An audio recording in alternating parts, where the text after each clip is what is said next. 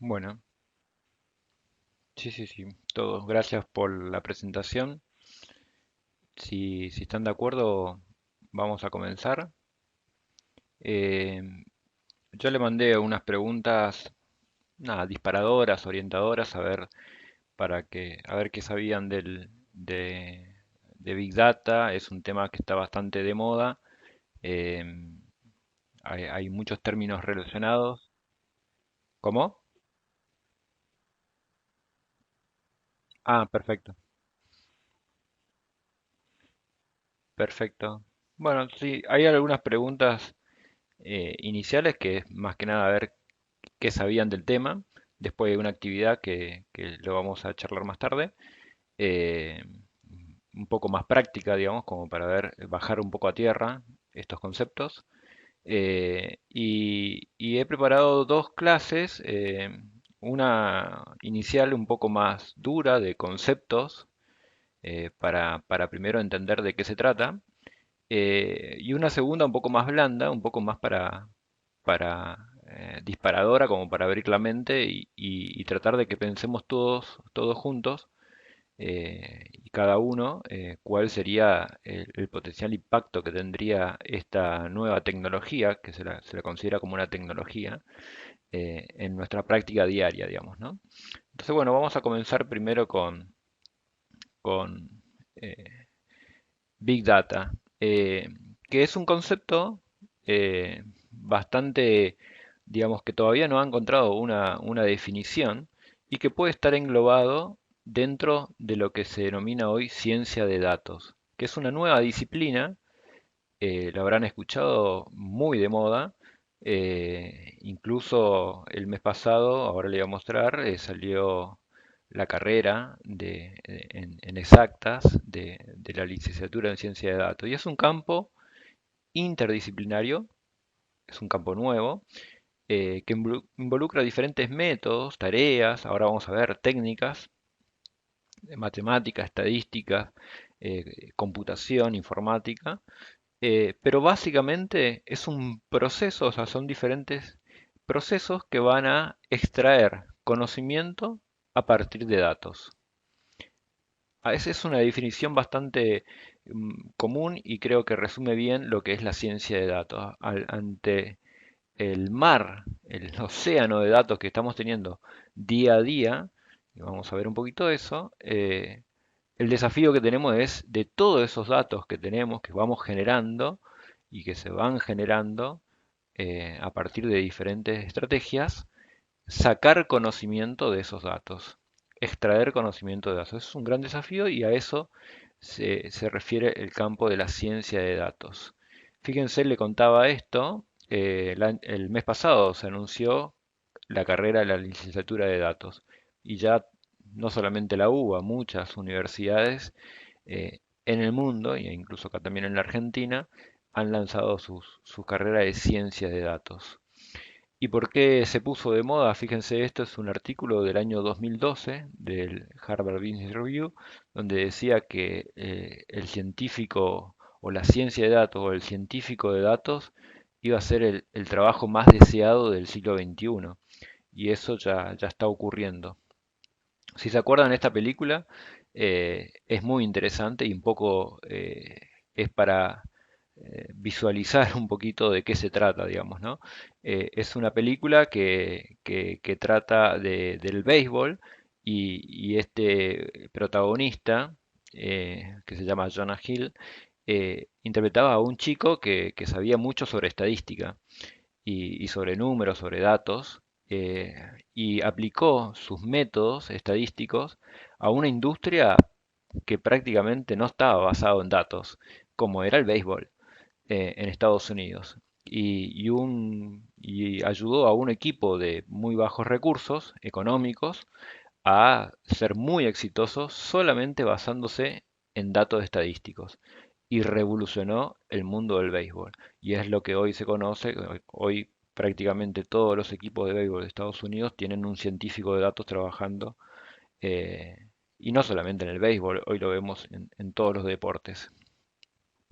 Entonces, un científico de datos es un, digamos, tiene que tener dentro de sus digamos, capacidades, conocimientos de informática, base de datos, de estadística avanzada y también de programación. Y vamos a ir desglosando un poquito eso. Entonces, para diagramar un poquito en esta pirámide, vamos a tener en la base un montón de datos que se generan por diferentes medios, que se puede visualizar en forma o resumir todos esos datos en información, pero el fin es extraer conocimiento de esos datos. Cuando tenemos que definir Big Data, que es un término que se utiliza simplemente para decir los grandes volúmenes de datos, eh, fallamos bastante en tener una definición consensuada y bueno, en ese juego de tratar de definirlo empezaron a correr diferentes cantidades de B corta, ¿sí? Para definir Big Data primero se dice 3B, el volumen, la variedad y la velocidad. Y después le fueron agregando otras características de las 5B, de las 8B, pero la mejor definición es de las 3B. ¿Y a qué se refiere volumen? Bueno, primero cantidad, por supuesto, estamos hablando de grandes volúmenes de datos. Variedad se refiere a que estos datos no solamente son numéricos no son, o imágenes, sino puede ser video, audios, fotos, toda la variedad de datos que nos podemos imaginar. Y la velocidad un poco está mostrada también en esta imagen. Fíjense, esto es bastante conocido, es qué pasa en Internet cada un minuto. Fíjense, solamente para un ejemplo, se postean 347.000 historias en Instagram. En Facebook se cargan 147.000 fotos. En WhatsApp se comparten casi 41 millones de mensajes en un minuto. Todo, todo esto que está pasando en Internet en un minuto son datos. Y toda esa gran cantidad ocurre a esta velocidad. Y esto se está incrementando cada día más y más y más. Esto es del 2020, pero todos los años iban posteando esta imagen. Es impresionante la cantidad de datos que se sube a Internet. Entonces, velocidad, volumen y variedad. Fíjense, esto también un poco para graficar. Lo había dicho ya en el año 2013, el CEO en aquel tiempo de Google, y que decía que más del 90% de los datos que existen en Internet se han generado en los últimos 2 años. En el 2017 le preguntaron lo mismo y eran otra vez el 90%. Y seguramente si nos preguntaron ahora en el 2020, y sí, los últimos 2 años se generó el 90%. El resto vuelve a caer en el 10%. O sea, la velocidad es impresionante. ¿Qué tipo de datos? Bueno, estamos hablando de datos cuantitativos, cualitativos, imagen, voz, texto. Y hay dos categorías muy importantes a diferenciarlo, y esto lo sabemos muy bien en nuestras profesiones, lo que se denominan datos estructurados y datos no estructurados. Datos estructurados es lo que podemos darle una categoría dentro de un campo. Por ejemplo, si tenemos que cargar en un campo el sexo, la edad de una persona, eso es un dato estructurado. Y un ejemplo de dato no estructurado es, por ejemplo, un informe radiológico a texto libre, una historia clínica también escrito a texto libre. Esos son datos no estructurados. Y luego están la disquisición entre dato etiquetado y no etiquetado. Dato etiquetado es, por ejemplo, una imagen radiológica donde yo le estoy diciendo que en esa imagen hay por ejemplo, un nódulo pulmonar. Entonces lo etiqueto a esa placa que tiene un nódulo pulmonar. Y no etiquetado puede ser, por ejemplo, un montón de imágenes que están en internet o historias clínicas, pero que no le doy ninguna categoría. Entonces están sueltos sin categorías. Eso es no etiquetado. Eso es muy importante después para ver cómo voy a analizar todos estos datos. Por supuesto, saber qué tipo de datos cuento. Entonces los datos son importantes. Eh, y cuando hablamos digamos, de los datos, tenemos que ver que el dato tiene un ciclo de vida. Desde su origen, desde su captura, por diferentes métodos, tenemos que tener toda una estrategia y una gestión de este dato para poder almacenarlo, para poder procesarlo, para extraer información y visualizarlo con diferentes tablas, resúmenes de esos datos, con diferentes métodos. El procesamiento incluye técnicas de análisis, algunos más básicos como la estadística que conocemos, la estadística descriptiva, con algunos test un poquito más avanzados y los últimos test más conocidos que vamos a hablar en un ratito. Y todo esto, por supuesto, tiene que estar sumamente bien archivado para que esto pueda ser reutilizado cuando querramos. Otra cosa que es sumamente importante es la calidad del dato. Esto es fundamental para después en el análisis. La calidad del dato es fundamental y generalmente cuando se construyen las diferentes, digamos, técnicas que vamos a utilizar, lo que ya les voy adelantando el término algoritmo, cuando se construyen esos algoritmos para analizar estos datos y los resultados que nos dan esos algoritmos se van a basar en los datos. Entonces la calidad del dato es fundamental y es donde hay que ir a mirar si algo sale mal. Entonces, si nosotros desde el vamos partimos de una base de datos, de unos datos que no tienen una buena calidad, no están chequeados, no están purificados, etcétera, seguramente los análisis que haremos después van a estar sesgados. Así que esto es fundamental y es por eso se hace mucho hincapié. Hay diferentes dimensiones como para poder evaluar la calidad de los datos, ver si los datos, digamos, están completos, la completud, digamos, o si se pierden, o si hay datos perdidos, cómo se almacenan esos datos, si están estandarizados o no. Eh, Otras dimensiones son la consistencia, la precisión, si están duplicados o no, la integridad de esos datos. Todo esto es sumamente importante a la hora de evaluar la calidad de los datos. Y ahora vamos a entrar en una caja de ferretería, digamos, empezar a hablar de otros términos y como para bien diferenciarlo en ciencia de datos, qué son tareas, qué son técnicas y qué son herramientas.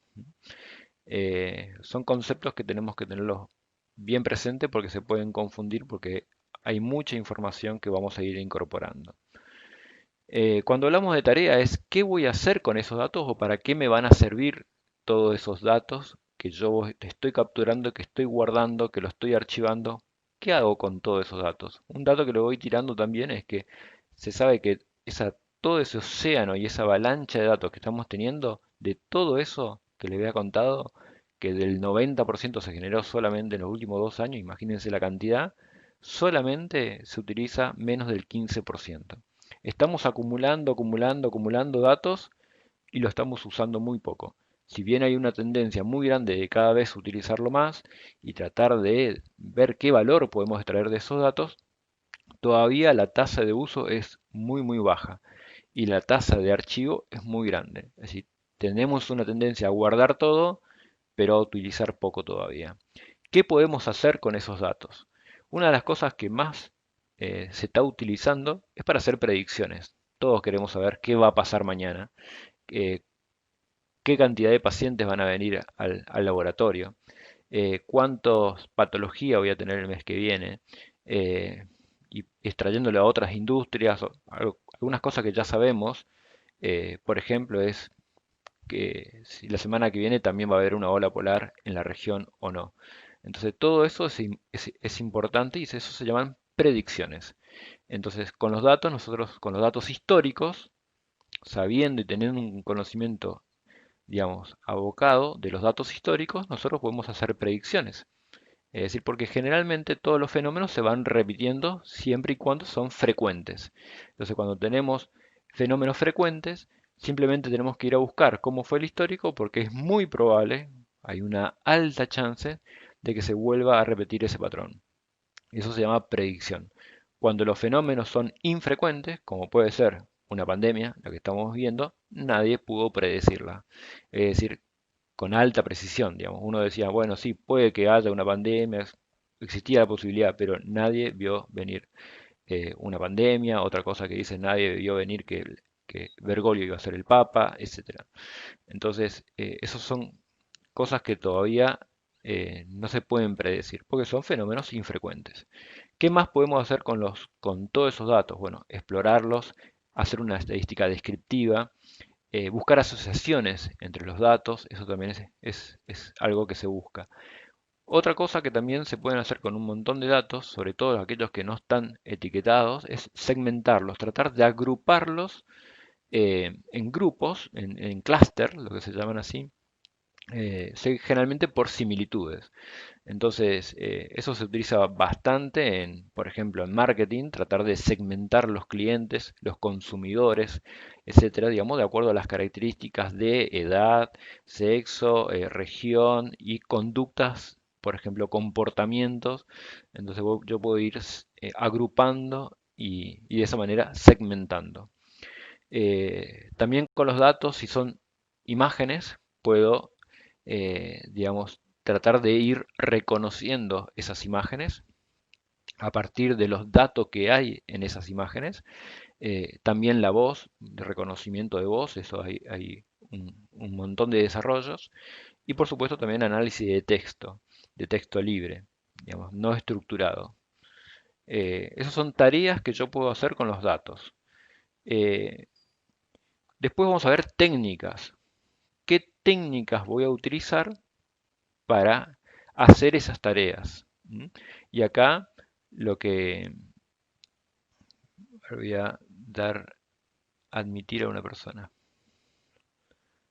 Si me puedo hacer. Ya está, perfecto.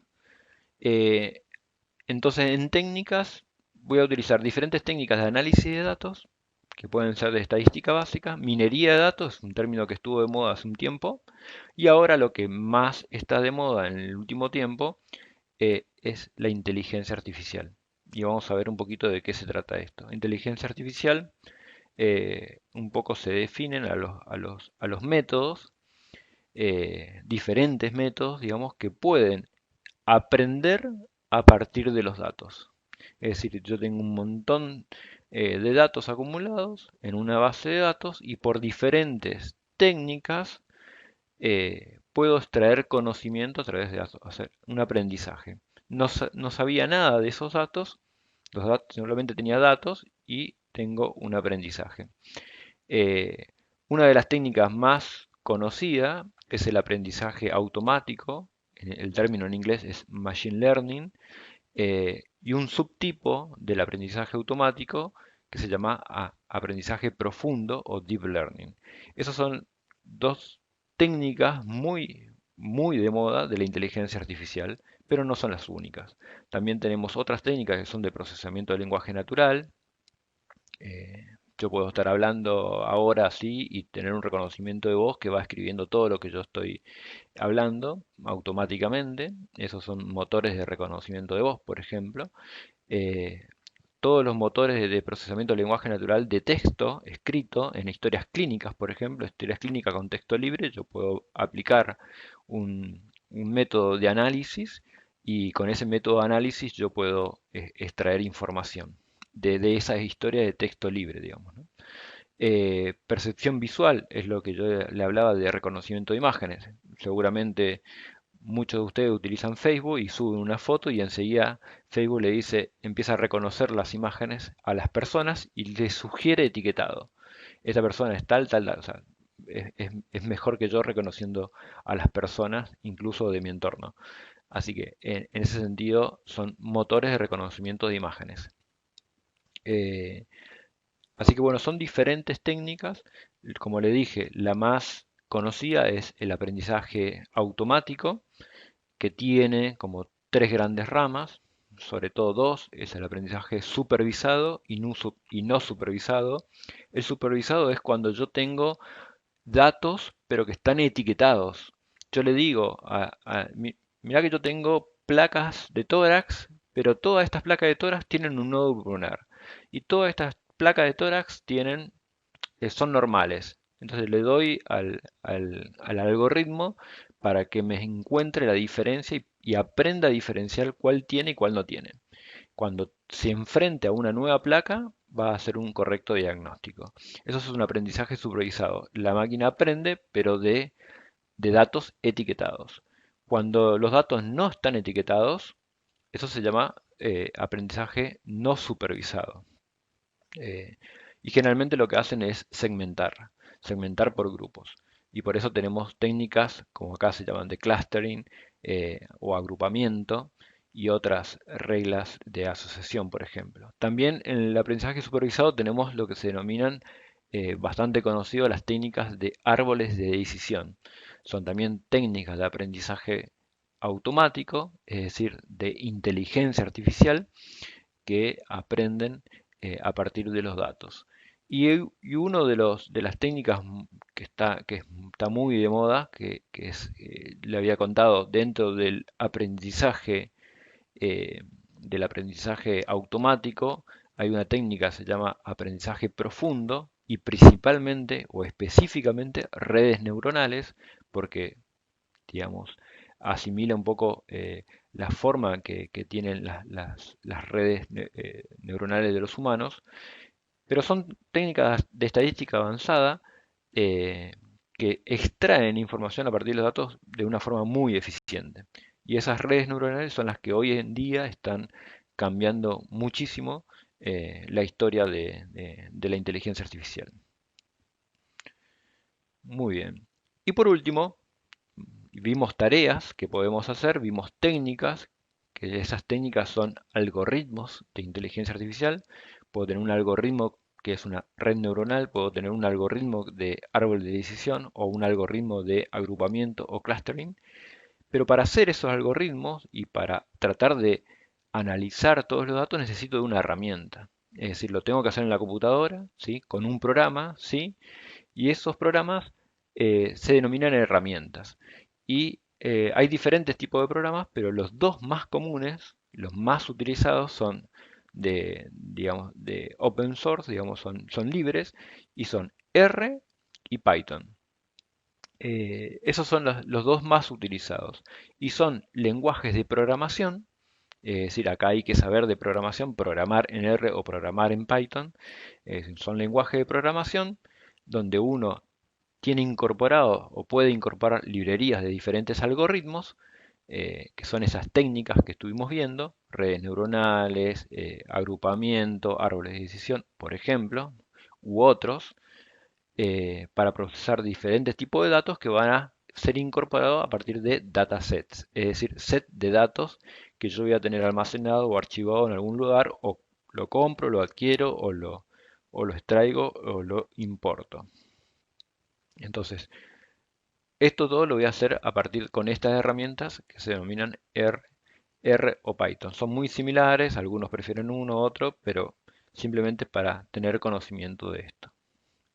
Por supuesto que todo eso lo que yo hablé es prácticamente, estoy hablando de software, es decir, son programas, son datos, son bases de datos, información. Pero también para que esto pudiera ocurrir y tuviera tanto desarrollo en el último tiempo, tuvieron que haber mejoras en el hardware. Es decir, que se tuvo que mejorar muchísimo la capacidad de archivo, espacio. Hoy estamos hablando de, no sé, nosotros ya hablamos de terabyte, pero hay exabyte, petabyte, es decir, es una enormidad de archivo y cada vez necesitamos más y es un problema muchas veces. Nosotros que yo me estoy a cargo del servicio de imágenes, las imágenes pesan mucho y se requiere mucho espacio en los discos de archivo como para archivar todo el volumen de información que se generan las imágenes. Entonces es un problema, pero bueno, también hay soluciones y que son, por ejemplo, estos grandes data centers, que ya las grandes inversiones lo están haciendo las grandes empresas, como por ejemplo Amazon, y que después venden espacio, lo que se denomina en la nube, que en verdad es una conexión a través de Internet a un espacio físico que está en otro lado. Eso es la nube. Eh, es un data center, pero también hubieron mejoras en la capacidad de procesamiento, porque imagínense cuando yo hablo de grandes volúmenes de datos, puedo decir, bueno, acá voy a analizar 1 millón de placas de tórax. 1 millón de placas de tórax. Es decir, imposible que yo lo vea en toda mi experiencia de mi profesión, pero una computadora lo puede analizar en un día. Y eso gracias a las mejoras de de procesamiento que tienen las computadoras y sobre todo estas que son las unidades de procesamiento gráfica que se agrupan así con las siglas GPU. Esa es una de las mejoras más importantes que hubo en el último tiempo en Harvard que permitieron, digamos, poder aplicar todos estos métodos a grandes volúmenes de datos sin que se cuelgue la máquina. Si lo hagamos en nuestra computadora, seguramente no tiene la capacidad. Pero también no hace falta que compremos nosotros esa supercomputadora. Se alquila por tiempo a las grandes empresas y las grandes empresas que puedan invertir en esto ofrecen sus servicios todo a través de la web. Ahora vamos a ver algunos ejemplos de aplicación de Big Data y de la ciencia de datos. Ejemplos variados, pero un poco para tener una idea de cómo podemos aplicar esto. Le traigo un ejemplo que por ahí es un poco de mi área, pero creo que es bastante gráfico y muy actual. Reconocimiento de imágenes. Le había contado que los algoritmos de inteligencia artificial son muy buenos para reconocer imágenes. Las imágenes son datos, las imágenes están formadas por píxeles. Los píxeles tienen un número, cada píxel tiene un número en una escala de colores, por lo tanto terminan siendo un valor numérico. eh, y por lo tanto se transforman en un dato numérico. Por lo tanto, las computadoras son muy buenas para los números, para hacer cálculos muy complejos y muy rápidos. Por lo tanto, son muy buenos para reconocer patrones que nosotros no podemos reconocerlo con el ojo humano. Así que fíjense, la placa de tórax que tiene muchísimo desarrollo, muchísimos años de desarrollo, viene un algoritmo que, fíjense que la pandemia tiene 8 meses, y viene un algoritmo que aprendió a leer las placas de tórax y ya es mejor que los humanos leyendo placas de tórax para hacer diagnóstico de COVID-19. Ese es un algoritmo desarrollado por una empresa argentina que se llama Entelai, que ya fue aprobado este algoritmo por la ANMAT, es decir, ya pasó un proceso regulatorio, fue hace poco eso. ¿Y qué hace? Hace una lectura de una placa de tórax que aprendió, el algoritmo aprendió de muchas placas de tórax, aprendió a leer placas de tórax, a reconocer un patrón en una placa de tórax de neumonía COVID, y una vez que lo lee, en segundos, tiene un resultado que dice que la probabilidad de neumonía COVID es el 79%. Otro ejemplo son los motores de recomendación y sugerencias. Seguramente esto ustedes lo viven, lo vivimos constantemente. Ya sea si tenemos que comprar algo por Mercado Libre y hacen una búsqueda, seguramente después cuando van a leer el diario online van a aparecer, estoy buscando comprar no sé, una zapatilla, y después me pongo a leer un diario, me empiezan a caer las ofertas de zapatillas. Si me pongo a navegar, a ver historias de Instagram, ya me empiezan a aparecer las sugerencias de zapatillas también en esa red social. Esos son motores de recomendaciones.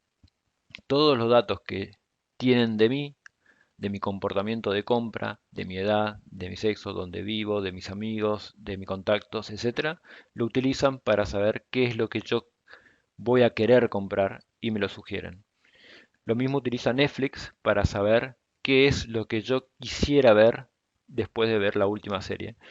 Porque teniendo en cuenta todos mis gustos, los gustos de mis amigos, de mis vecinos, etcétera, un montón de datos que hay que tiene Netflix con respecto a nosotros, arma una lista de sugerencias y la muestra como las primeras opciones. Y generalmente funciona bastante bien. O Spotify, que también seguramente muchos lo utilizamos, que nada, se transformó en una radio, teniendo en cuenta todas las canciones que buscamos, que nos gustan, etcétera, nos arma automáticamente una lista de reproducción con los temas que a nosotros ya nos gustan y que nos podrían gustar. Y ya nos los muestra ahí, ya ni siquiera tenemos que buscarlo, ya está hecho por Spotify y nos muestra. Y es como si fuera una radio con mis temas preferidos, que ni siquiera la armé yo, se armó automáticamente. Y otro ejemplo que también seguramente lo utilizan a diario y lo habrán visto, es que cuando escriben un mail en Gmail, por ejemplo, no terminan de escribir la frase y ya aparece la sugerencia. ¿Sí? Hola, sí, Silvia. Ya apareció el nombre de Silvia antes que yo diga Silvia, porque ya sabe que estoy respondiendo un mail a Silvia. Entonces, eso son motores de recomendación y sugerencia hechos con algoritmos de inteligencia artificial que toman en cuenta un montón de información de datos para alimentar ese algoritmo y hacer una sugerencia muy, muy precisa, o sea, con una muy alta probabilidad de lo que yo quería escribir era eso. Y generalmente acierta. Otro ejemplo son los asistentes. Eh, los asistentes, por ejemplo, Alexa de Amazon, son asistentes, esto está bastante de moda en Estados Unidos, que uno le habla, o sea, nosotros también tenemos asistentes en nuestros teléfonos, los iPhone, los Android, todos tienen un asistente incorporado en el teléfono. Yo le digo, ¿qué temperatura? Y me dice enseguida la temperatura. Después están estos asistentes que son físicos, los pongo en mi casa, por ejemplo, y, y le puedo hacer, pedime un taxi, reservame una mesa en un restaurante, sacame tickets para el cine, cualquier cosa, cualquier tarea lo puede hacer el asistente. Poneme una canción, préndeme la luz si tengo internet de las cosas en mi casa, etcétera. Eh, ¿Cómo aplico esto a salud? Porque digo, uy, esto es ciencia ficción. Están poniendo muchas fichas a los asistentes para las internaciones domiciliarias. Hay personas que por ahí necesitan mucha asistencia en su casa, eh, que por ahí ya, como estamos viendo un envejecimiento de la población, digamos, una mayor expectativa de vida y por lo tanto mayor cantidad de enfermedades crónicas y quizás a las personas mayores no está bueno tenerla internada mucho tiempo en los hospitales, entonces la internación domiciliaria es muy importante. Pero esas personas que están en su casa por ahí están muy solas o necesitan digamos, una asistencia casi permanente porque no se pueden bañar solas, no se pueden colocar la medicación sola o se olvidan porque también tienen enfermedades neurodegenerativas. Entonces, digamos, los asistentes podrían ayudarnos, justamente asistirnos o asistir a esta persona en, por ejemplo, la frecuencia de la toma de medicamentos. Si el paciente tiene alguna duda, le dice, llamame por teléfono al hospital, etcétera, digamos, ¿no? Inimaginable. Hay una tendencia de apostar mucho a los asistentes para las internaciones domiciliarias y creo que por ahí vamos a tener mucha aplicación. Y esta es una serie que les recomiendo para, digamos, que tiene mucho que ver con los asistentes, puesto en un Android, que acá vamos a combinar o converger diferentes, digamos, tecnologías exponenciales, por un lado la robótica en un Android, por un lado asistentes, por un lado reconocimiento de voz, inteligencia artificial, porque va aprendiendo. Es una serie que se llama Mejores que nosotros, eh, y es muy interesante porque habla del impacto que tiene que va a tener y que está teniendo la inteligencia artificial en nuestras vidas. En esa serie comienza con una persona bajando desde un auto volador. Decía, uy, ciencia ficción, no. Los taxis voladores ya existen. Son como si fueran drones donde entra una persona. Eso ya existe y ya están comercialmente disponibles. Los sensores, fíjense, esto es una gran fuente de datos, los sensores. Y ejemplo de inteligencia artificial. Este es un dispositivo muy chiquito donde uno apoya los dedos de la mano y con una aplicación en el teléfono le hace un electrocardiograma. Y por medios de motores de inteligencia artificial, algoritmos de inteligencia artificial, interpretan esa frecuencia, ese electrocardiograma, perdón, lo interpretan y pueden hacer diagnósticos, por ejemplo, de una fibrilación auricular, que es un resultado crítico, hablando de la clase anterior, y por lo tanto la alerta al paciente para que tenga que hacer una consulta inmediata. Muy, muy interesante, pero bueno, es otro ejemplo. Predicción de eventos. Habíamos dicho que la predicción de eventos es muy interesante y se basa mucho en los datos. Y cada vez tenemos más datos. Eh, entonces, Si yo digo que la semana que viene probablemente haga 2 grados, haya una ola polar, suframos todo ese frío y la gente del servicio meteorológico lo dice, no nos sorprende a nosotros porque ya lo venían haciendo. Pero si yo tengo una lista de turnos y quiero saber de los 50 pacientes que están alistados para mañana en mi consultorio, quisiera saber quiénes van a venir y quiénes no van a venir, yo teniendo en cuenta el histórico de datos de todos los pacientes que vinieron a mi consulta, sabiendo qué obra social tiene, dónde viven, qué edad tienen, etcétera, voy a tener una predicción de cuántos van a faltar. O si el paciente saca un turno y tomo todos esos datos, digo, este tiene un porcentaje una probabilidad del 70% de que va a faltar a la consulta. Y tomar una decisión, por ejemplo, dar un sobreturno. Eso se utiliza muchísimo en otras industrias y por supuesto que también en la salud se va a utilizar y mucho. Eh, y por último, un ejemplo de aplicación de cosas muy buenas, pero también hay cosas que no son tan buenas o de uso indebido. eh, por eso pongo no todo lo que brilla es oro. Eh, Fíjense esta app que también muchos de nosotros lo utilizamos, Uber, por ejemplo, u otras de transporte, tienen un algoritmo para establecer el precio en forma dinámica. Se llama algoritmo de precios dinámicos, como tienen las aerolíneas, digamos, para establecer el precio de los vuelos. Ustedes sabrán que los vuelos nunca tienen el mismo precio, siempre va variando de- por diferentes datos o puntos de datos, si está más cerca o más lejos de la fecha del vuelo, etcétera, o si está muy demandado, si está cerca de un feriado de fin de año, etcétera. Bueno, Uber también no tiene o tiene una estrategia de precios dinámicos. Y fíjense que toma en cuenta, aparte de un montón de datos, también cuánto nos queda de batería en el celular y qué marca es el celular. O sea, de acuerdo a eso, trata de responder una pregunta.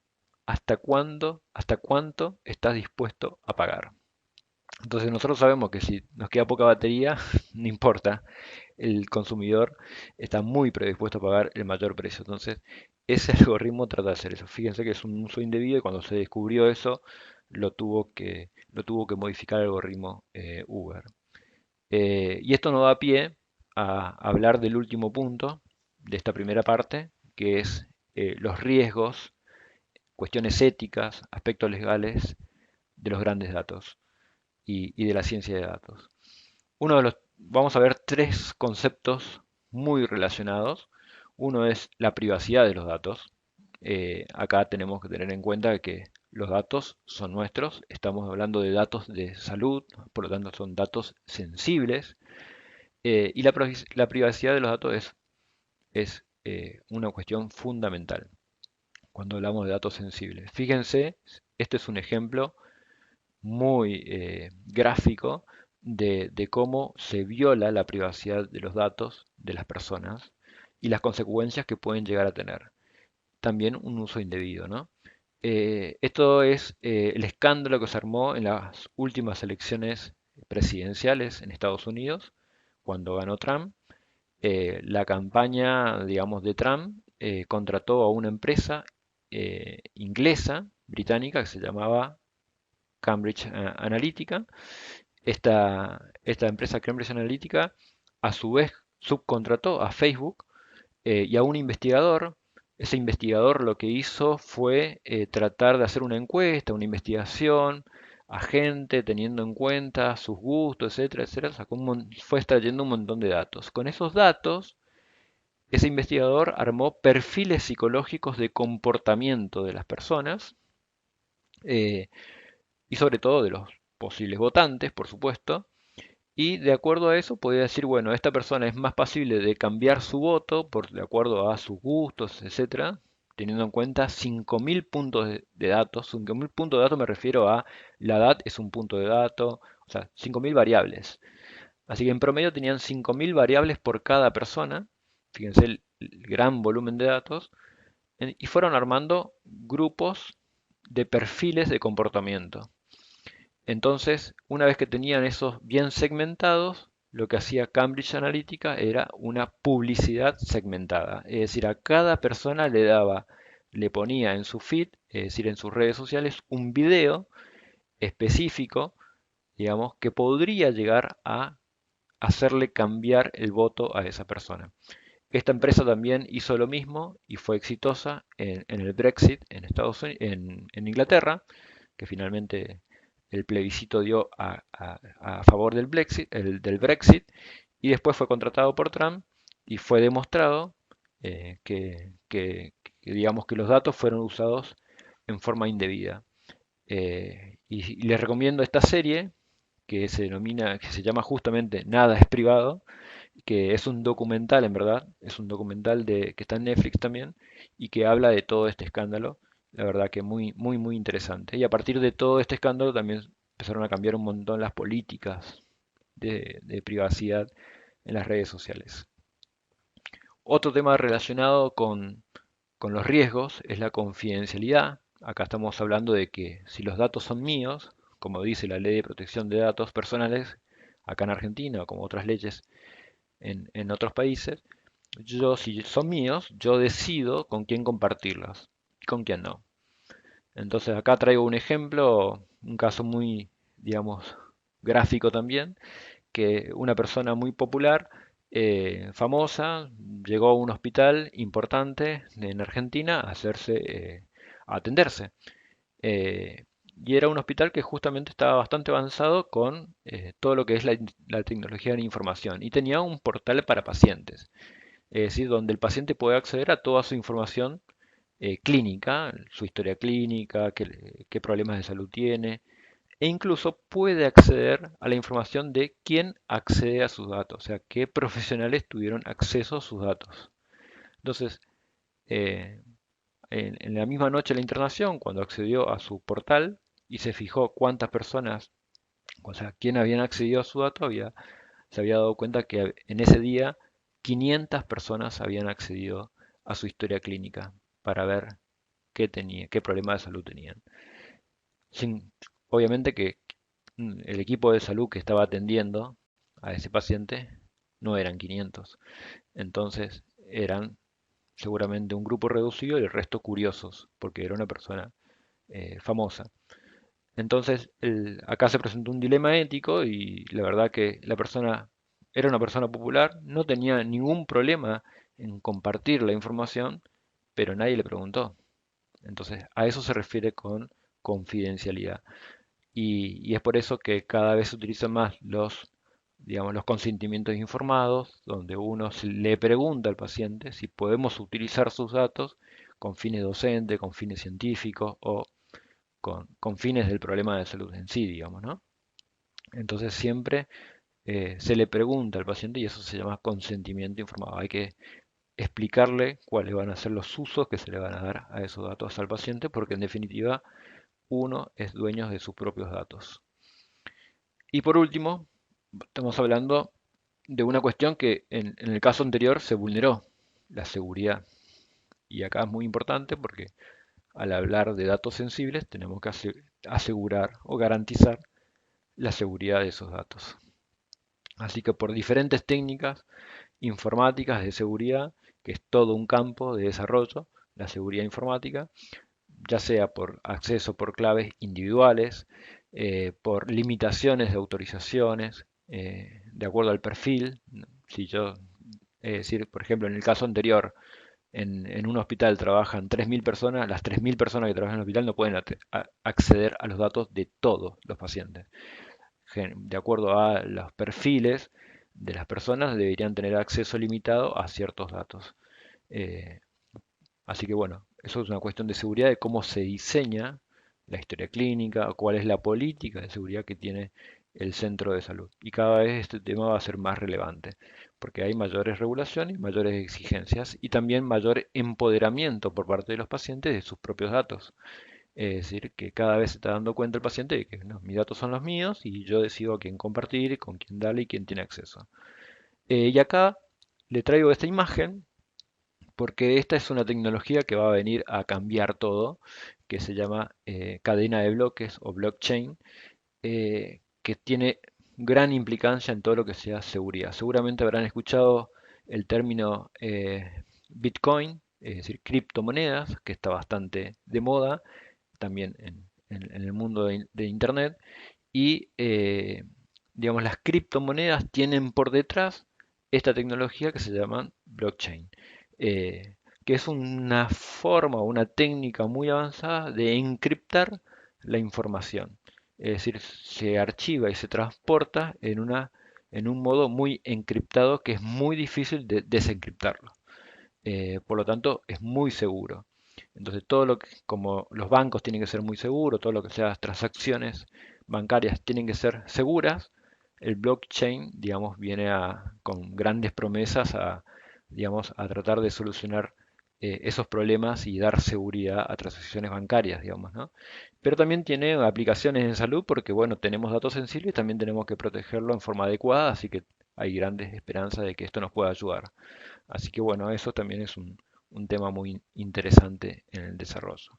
Así que para terminar esta primera parte de la charla, quisiera dejarle esta bibliografía, igual en en el archivo que le dejé en el campus, también hay diferentes bibliografías recomendadas, pero específicamente le recomiendo este libro de un profesor argentino y que se llama Walter Sosa, Escudero, y que habla de Big Data, de ciencia de datos, de inteligencia artificial, de una manera muy amena, así que con un cafecito se sientan, es muy interesante el libro y aquellos que están interesados y quieren meterse en el mundo de los datos, de la inteligencia artificial, de la ciencia de datos, este es un libro ideal para comenzar.